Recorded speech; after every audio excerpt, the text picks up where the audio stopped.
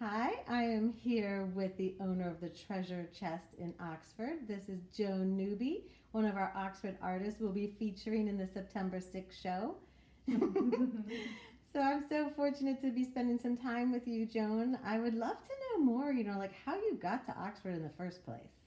Well, it's a fun story. My husband and I lived aboard our sailboat for about 6 years, and we cruised from Chicago, brought our boat to the East Coast, up and down the East Coast, spent some time in Florida. And my husband actually grew up in St. Michael's, so he knew the area. We have his sister is still in the area, so we were constantly coming back to St. Michael's, Oxford area. We came here, thought we would get jobs, work a little bit, Mm-hmm. and go cruising again, but we never left, and that was 17 years ago. That is a great story. I've heard a lot of people get to Oxford via the water. Yeah.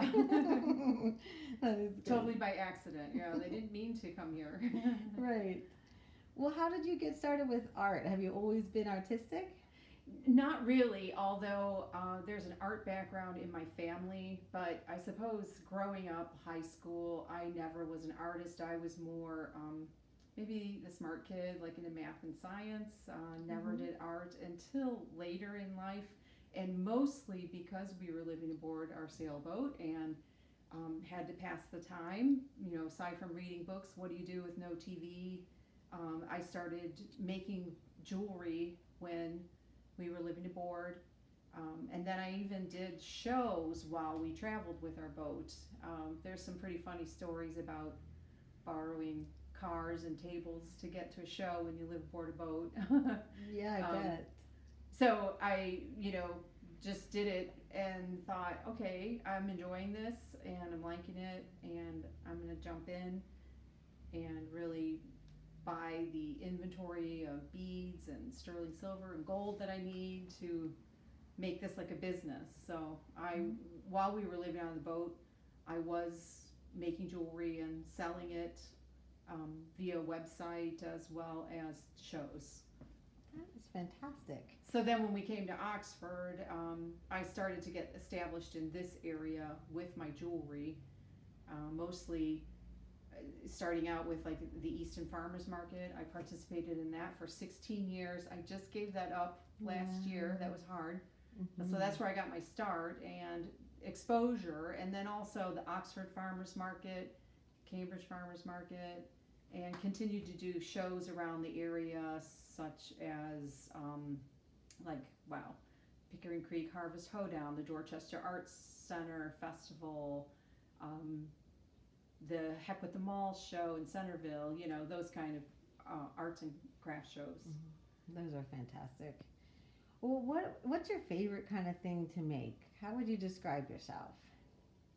I do a lot of wire wrapping with my jewelry. That's one of my favorite things to do. Here's a bracelet, which is just kind of an example with sea glass and wire that I've made. And I also love to work with gemstones. So many people love to know the healing properties behind the different gemstones. It's kind of fun to look them up and see what can help us get through those difficult times in life. And then also pearls, and lots of sea glass, because it's so fun to collect it here in Oxford and the Chesapeake Bay region. There's a lot of it around, and in all my travels on our boat through the Great Lakes, the East Coast, all the Atlantic beaches, the Gulf Coast, you can't find sea glass like you can here. I've never found it like I can here. And I didn't know that. Yeah. That's such a nice thing to know about that area. So original. Do people still find your work on a website or out on the internet still, or mostly here in the shop? I do have. I have a dedicated domain name, jonesgems.com. However, I've got it pointing to my Etsy shop, and so I still get orders, through Etsy, and then also with the store, the Treasure Chest has a website, treasurechestoxford.com, and I have a little bit of the jewelry on there, more of a nautical feel, because it's hard to keep up with photographing and listing, especially on two sites. Yes, it really is hard to stay ahead of all the social media these days. And it's more and more dependent on it, you know. Yeah, and I guess social media is another way that I post pictures all the time for so many things here in the store, whether it's myself or some of the other artists, and am able to sell through Instagram and Facebook. That's a great way to get out there too. It is. And I know you do a lot of workshops. You're a very good teacher in some of these crafts. So Thanks. Yeah. Yeah, so the workshops that I'm doing mostly are featuring painting furniture, because I do carry the Dixie Belle Chalk Mineral Paint line here at the store. That's a line of paint created for painting furniture. So I just love to teach people how to use that. It's fun to create. And that just evolved from, now having the store, this is the 10th year for the treasure chest. So over the years, doing various painted furniture pieces or my mosaic tables as well. I was always buying the paint for painting those pieces that I thought, why not carry the line of paint? And then now that I know what it can do and the fun pieces you can create, it's fun to share it with other people. I know people are glad you're doing that because it is a fun thing to do. Yeah, I have done some jewelry classes in the past. It's just tough because now I'm really pressed for time. So right now I'm focusing on the painted furniture classes. Mm-hmm.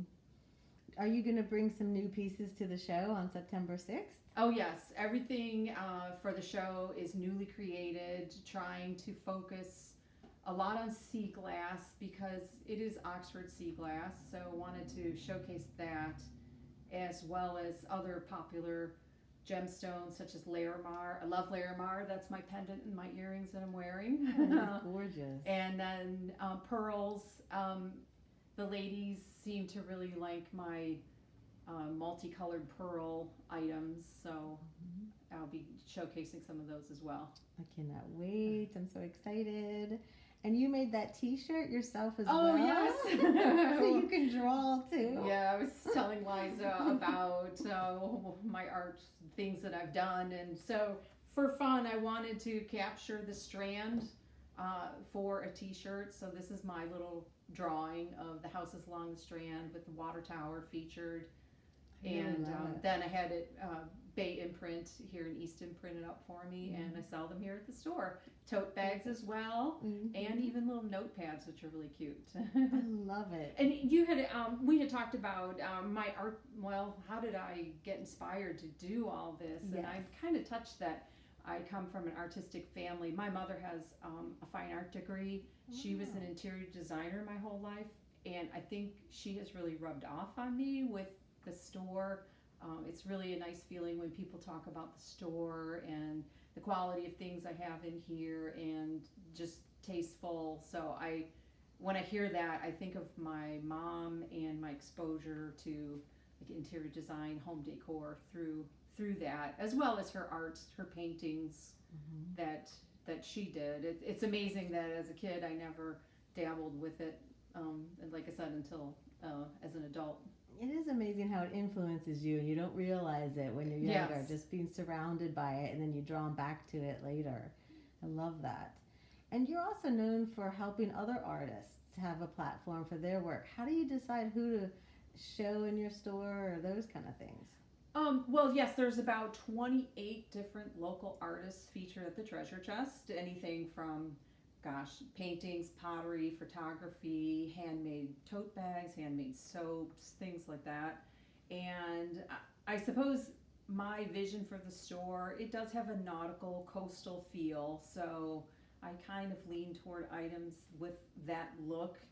And, the local artists here in Oxford, and I suppose my exposure through doing other shows, like I had mentioned, the Dorchester Arts Center showcase, and even the Heck with the Mall show in Centerville. I meet other creative people and what they've made, and if I see something I'd really like to have in the store that I feel fits, then I try and work with them to bring them in as well.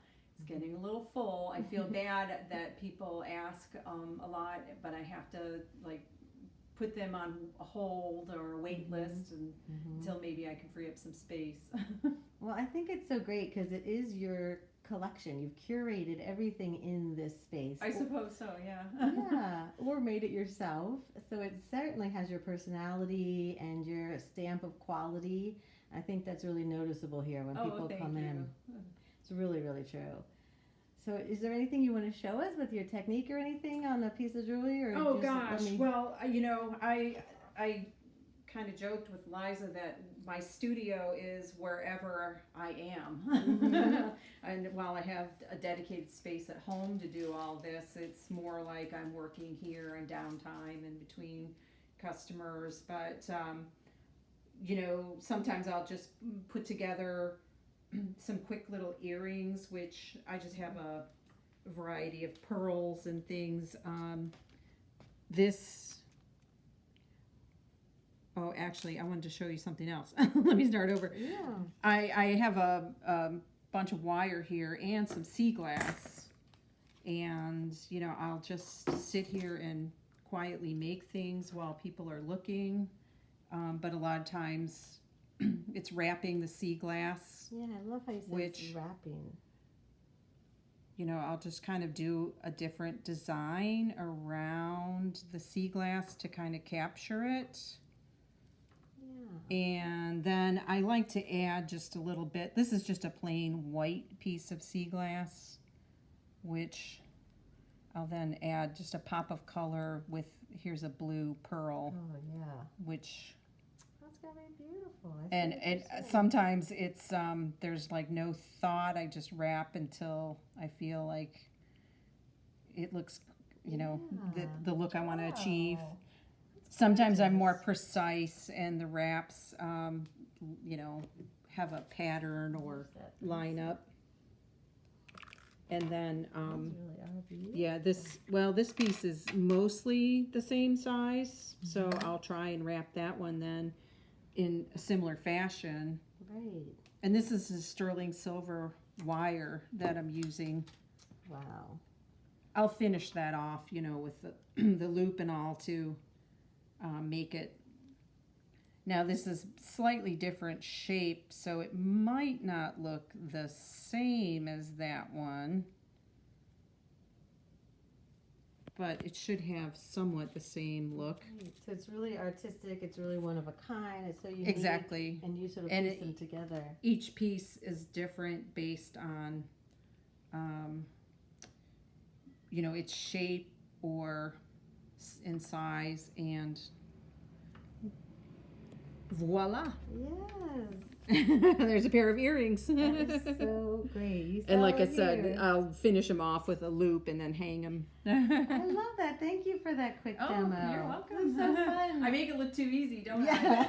You know, after 19 years, I've been doing this. So great. So the talent is there. I suppose. Well, thank you so much for your time today, and I can't wait to see everything on the show. That's on the 6th at the OCC from 10 to 4. You'll see Joan Nubie's amazing original artwork and jewelry. Thank you, Liza, for showcasing my work. Of course. Thanks. Bye. Bye.